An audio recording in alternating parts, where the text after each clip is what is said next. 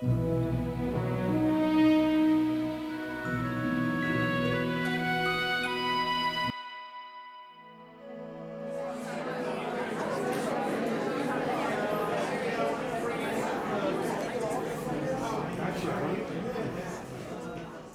evening, ladies and gentlemen. My name is Elizabeth Greenway. I am the Executive Director of Griffith Observatory Foundation.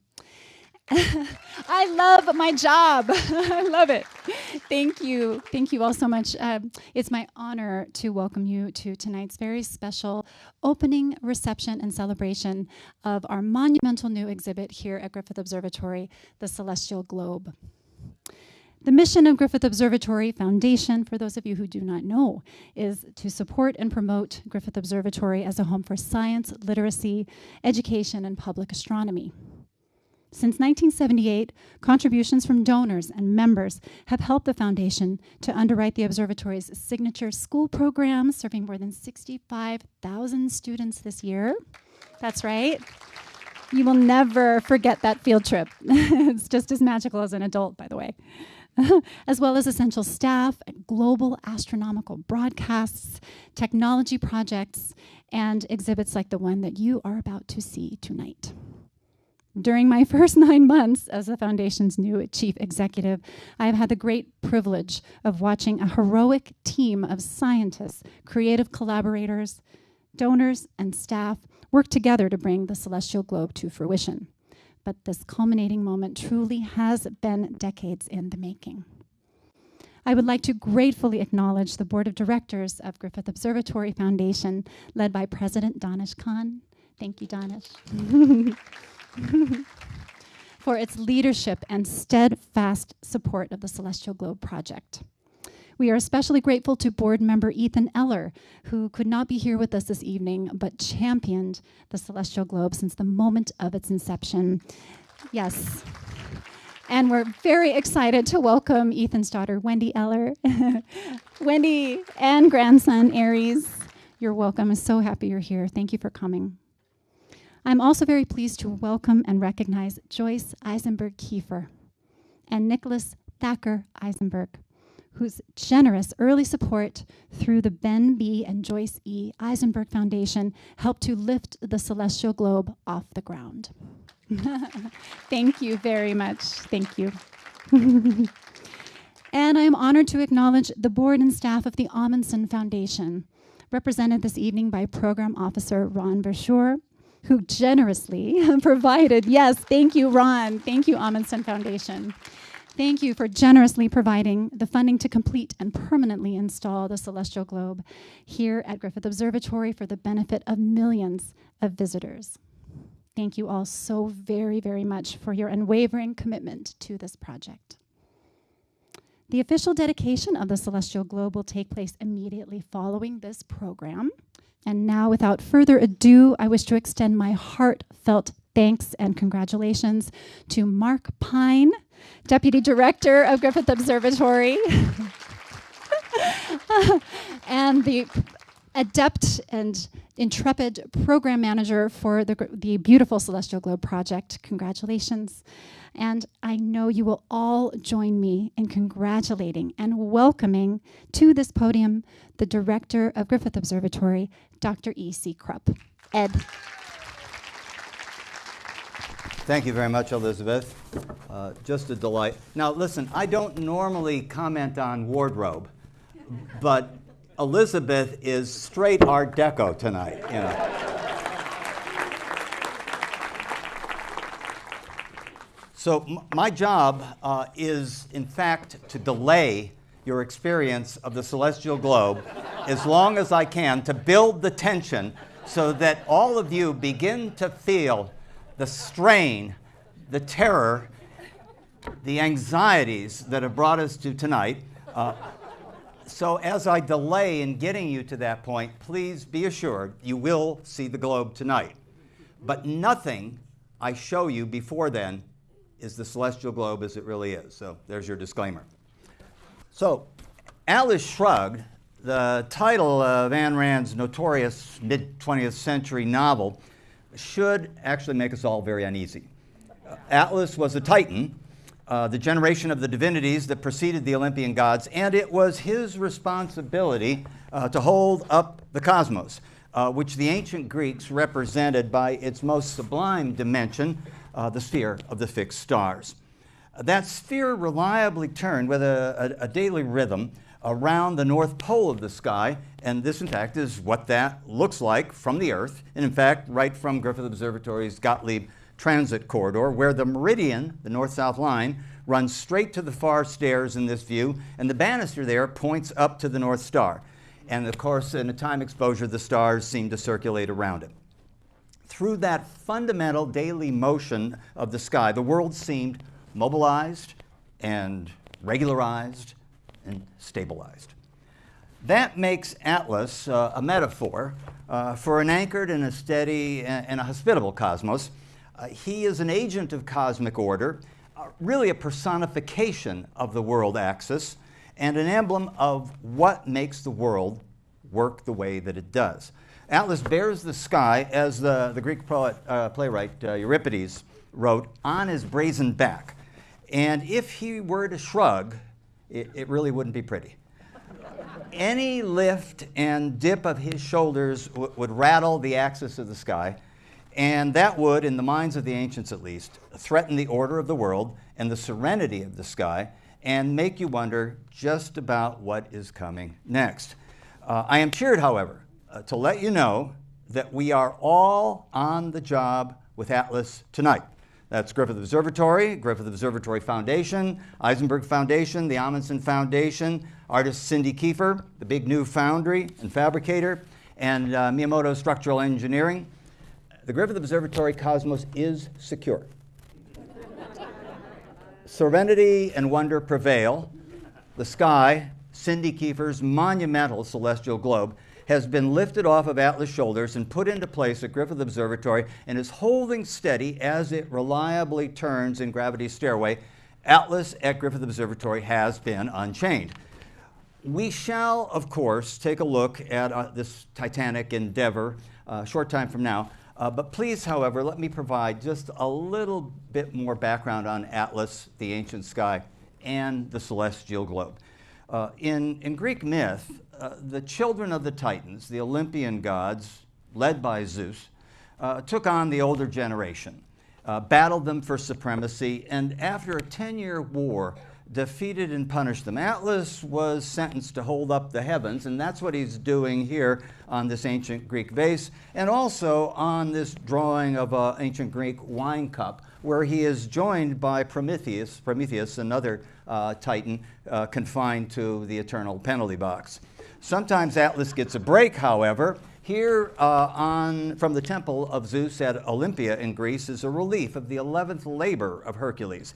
Atlas has returned. He's there on the right with the golden apples of Hesperides, while Hercules temporarily holds up the sky for him. They soon have to switch places. More recent illustrations of Atlas are common. Here is a 15th century version of Atlas gripping the sky in the tapestry of the astrolabes from the Cabildo Catedral de Toledo in Spain. It's a tapestry that is designed around the symbol of an astrolabe filled with constellations and other elements that describe how the cosmos works. And there is Atlas over there in the lower left corner with his hand on the wheel. And you can tell that he's Atlas because it says so on his sleeve. It's all centered on the pole, that's the star at the center, the steady hub of the sky's first motion, its daily rotation. Well, Atlas appears regularly in books on classical mythology. It's easy to recognize him.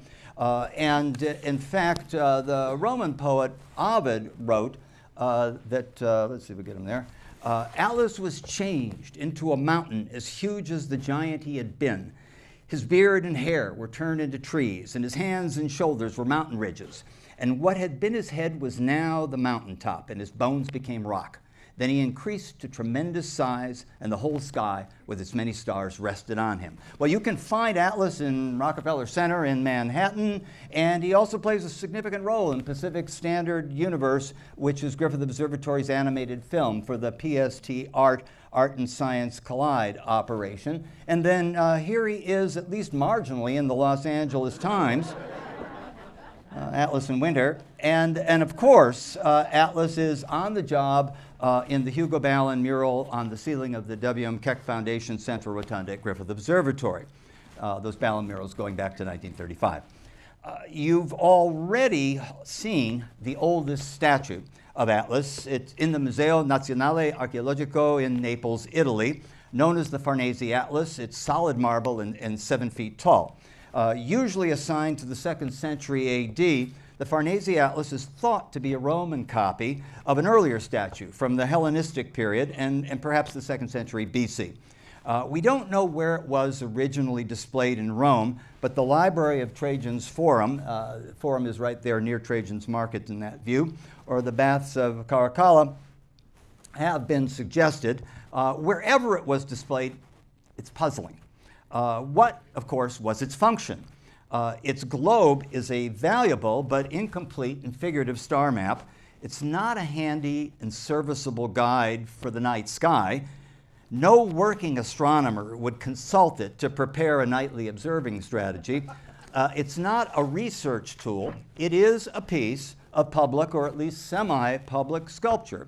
And it was intended to convey, economically, but with impact, a message to the viewer about serenity and wonder and the nature of the world. The sculpture first appears in the historic record in 1550, and here's the earliest known drawing of it. The badly damaged statue was heavily restored in 1560 before its sale in 1562 to Alessandro Farnese, and it was then restored further in Rome and then transferred to Naples in 1796. The celestial globe on Atlas's shoulders is about 2 feet in diameter. The primary celestial coordinate circles used to map and measure the sky are carved on the globe, and its constellation figures are the oldest depictions of the classical constellations known.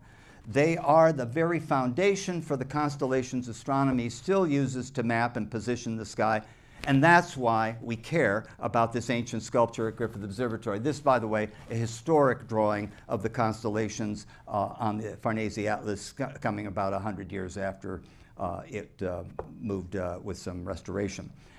Even though most of us no longer know or even see the constellations, their antiquity and their cultural resilience and their wide modern recognition qualify them as one of our most enduring intellectual properties.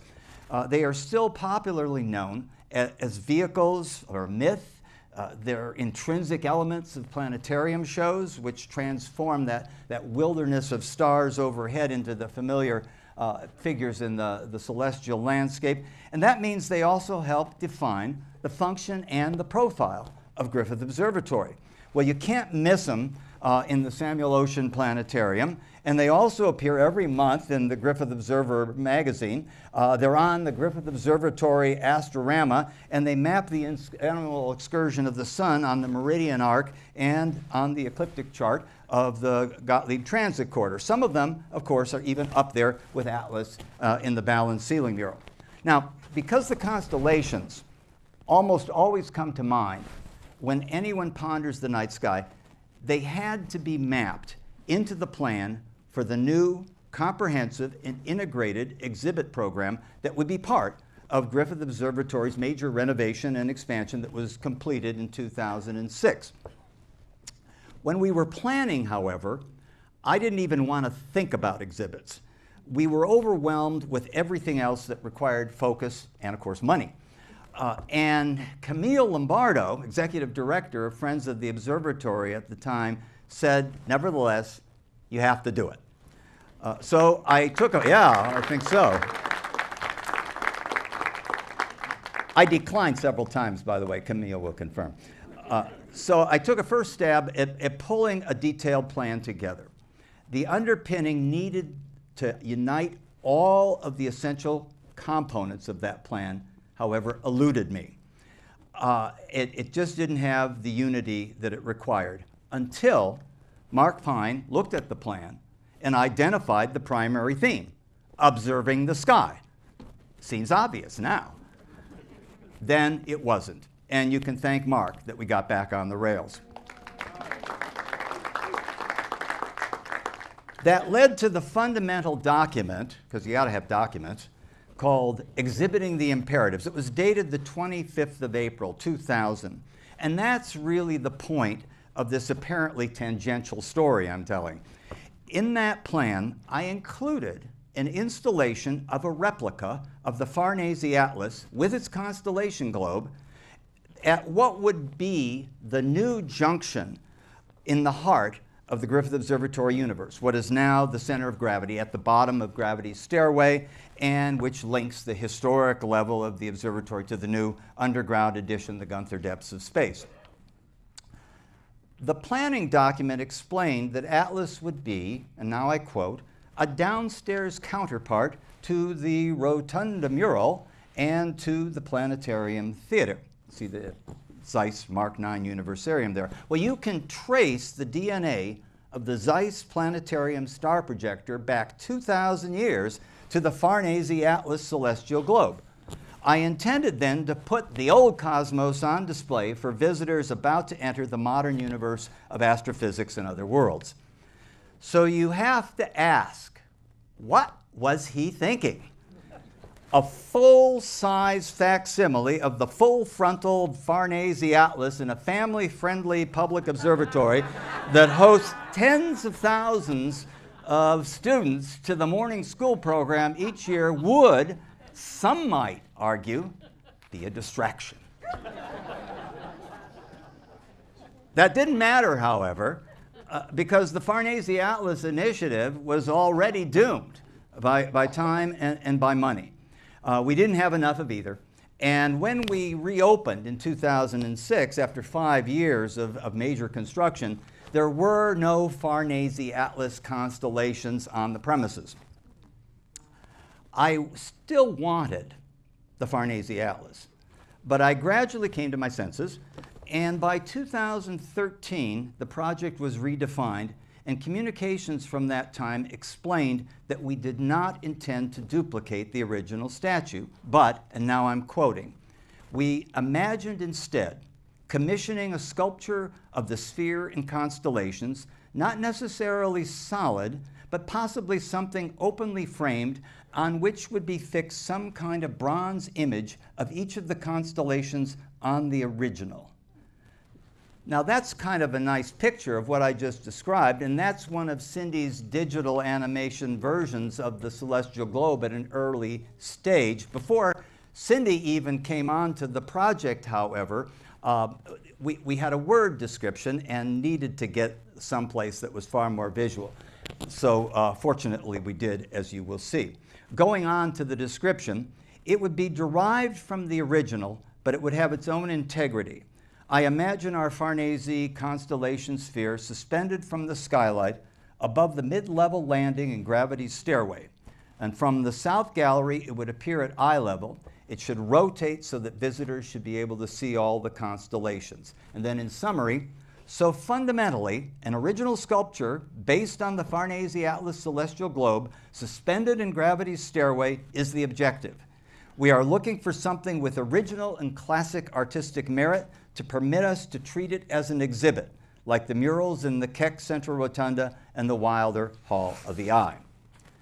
Well, of course, Cindy did come on board, and we'll get to that in a moment, but really, in my memory, the next thing I knew, Cindy was inflating a giant helium balloon and tethering it in gravity's stairway.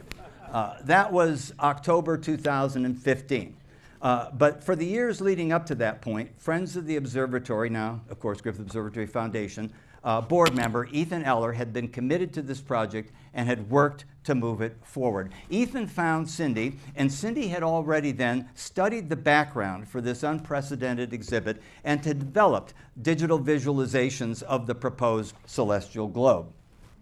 And seeing those, I could tell that she understood the objective. And in time, we had enough to know what to do, and the project, still unfunded, was shown to the Foundation Board on the 31st of March 2016. Well, even reconfigured, the celestial globe was not going to be simple. Although it would not exactly duplicate the original, the forms of the constellations, their design, their placement had to be accurate, true to the original, which some have argued owes its design to the lost star catalog of Hipparchus, the astronomer of the 2nd century BC, who discovered precession and who also established the ground rules for celestial cartography. Now, Hipparchus is out there on the front lawn on the astronomer's monument, and if he's going to be on the case, we have to do it right. Well, you can't be right with a few casual images of the statue in Naples. You need details, and that means comprehensive, detailed, on-site photography of the original. Now, actually, long before we ever thought about bringing Atlas's constellations to Griffith Observatory, I wanted to have a look at these archaic images, just because they tell us something about the origin, the evolution, and the function of the constellations. A famous plaster recreation of the Farnese Atlas, celestial globe, traveled to the Los Angeles County Museum of Art in January 2000, and so I photographed it then. 4 years later, I finally saw the real thing in person in Naples and photographed it when Atlas, as usual, was on display in the Sala della Meridiana in the Naples Museum. And like Griffith Observatory, the Naples Museum has its own meridian line in that room, and the Atlas is keeping it company there. If you look carefully, you can see him in the background on the left, up in the back. So on that visit in 2004, I commandeered a nearby stool to get higher and closer to the sphere in order to start photographing details. And in 2006, a stop in Naples on a Mediterranean cruise to the total eclipse in Libya at that year let me pay my respects to Atlas again. And then, however, he had been temporarily moved into a nearby and crowded corridor. But I again found a straight chair and conscripted it for step stool duty and photographed more details. Now, as the Griffith Observatory Celestial Globe project actually really got underway, Cindy Kiefer also traveled to Naples and photographed the statue. Now, you know that she traveled to Naples, but if you look carefully at this picture of the Farnese Atlas, she's down there in the lower left-hand corner. So, traveled to Naples and also photographed the statue and its constellation globe in great detail. And together, our photographs are what made it possible to incorporate the information of the original into the celestial globe. I think it's fair to say that no one on the planet has as much command of these constellation figures as Cindy. She made it a meticulous match in constellation placement, and scale, and form. Not to mention that it really looks good. So here we are, 11 years later, after the balloon went up in Gravity's Stairway. We're back to Gravity's Stairway on scaffolding there with Mark Pine, project managing. This is a week ago. The globe arrived, all wrapped up. It stayed that way until today. The whole thing was a lot harder than we guessed. There it is, still wrapped up. So, as I said, much harder than we guessed. Ask Cindy, who designed the globe. Ask Mark, who managed the project. Ask Elizabeth and her predecessors, Anne-Marie Bedke and Camille Lombardo, who sustained it. Ask Patrick Reese and Eduardo Ortiz and the Big New, who fabricated it. Ask Cinnabar, which developed and delivered the pole and the support. Ask Griffith Observatory artist Chris Butler, who saved the bacon with the pole and the shroud for it and made it look like it should. And ask Miyamoto Structural Engineering and Ken Wong, who made sure it won't fall down. It also required a lot more patience. Ask the Eisenberg Foundation, ask the Amundsen Foundation.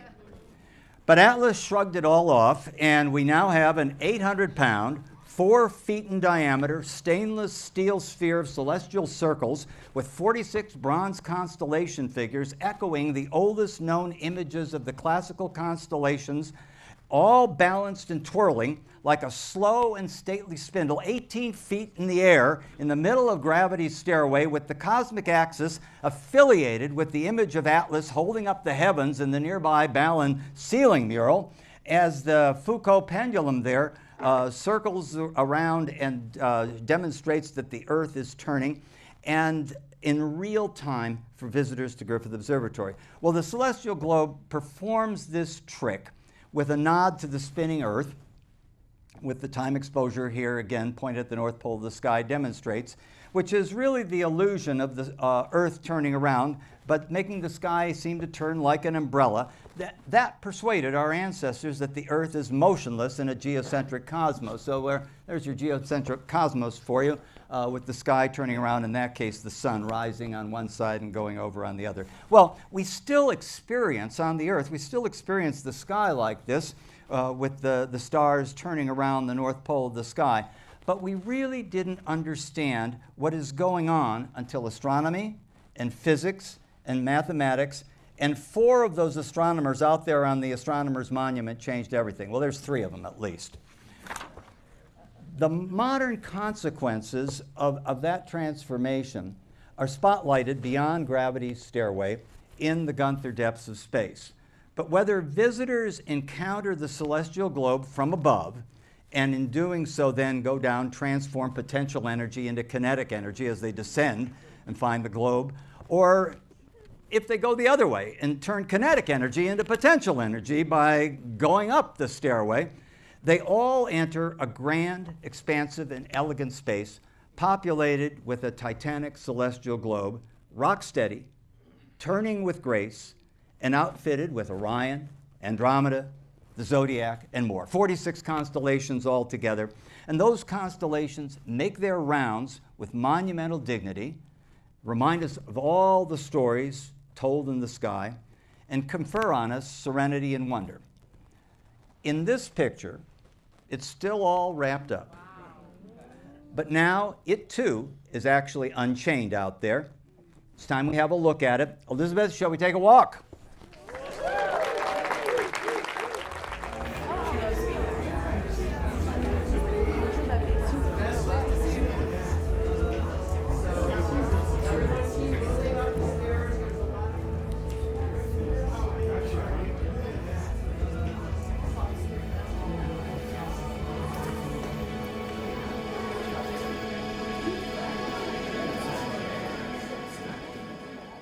Can I have your attention, please?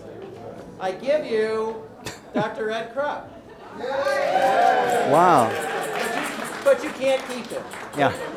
I have the sense that it's appropriate to make a toast here, and I realize that there are a few things that should be toasted, but it won't take that long.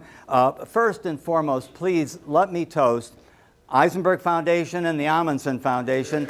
This wouldn't be here without them. That said, please let me specifically toast Cindy Kiefer. It would not be here without her.